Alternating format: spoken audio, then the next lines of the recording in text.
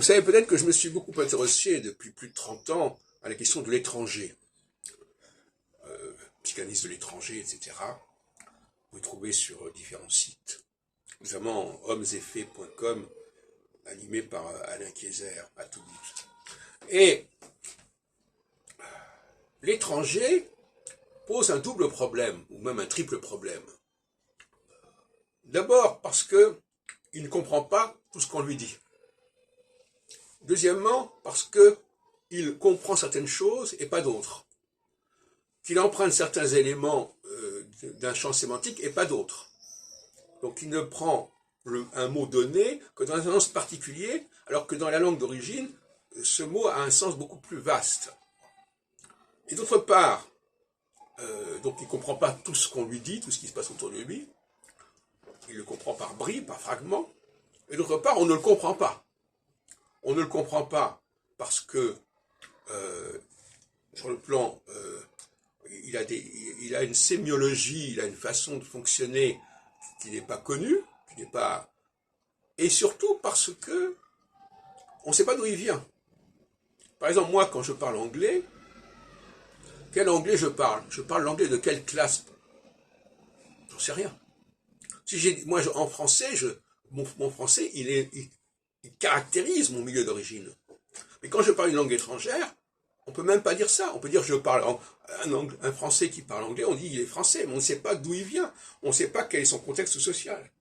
Ça, c'est une lacune informative grave. Et puis en plus, au niveau physique, au niveau du faciès, on ne comprend pas forcément qui il est, comment il est. On ne sait pas déchiffrer, décrypter ses mimiques, son visage, ses expressions. C'est quand même beaucoup de problèmes qui sont posés et qui ne sont pas, à mon avis, solubles véritablement. C'est pour ça que je suis favorable à ce que les gens vivent dans un milieu qui est le leur, auquel ils appartiennent, même si ce milieu est à l'étranger, ça ne pose pas de problème. Il y a des communautés qui vivent à l'étranger et qui ont leur propre mode de fonctionnement. Par exemple, dans le quartier chinois, eh bien, les Chinois dans le 13e arrondissement, ils sont intégrés quelque part à la France, mais ils vivent aussi en vase clos. Leurs enfants parlent chinois, on leur parle en chinois. Et c'est ça qui est important. C'est-à-dire qu'ils sont quand même liés à une communauté. Et donc, dans cette communauté, on les comprend, on les sait, on les cerne.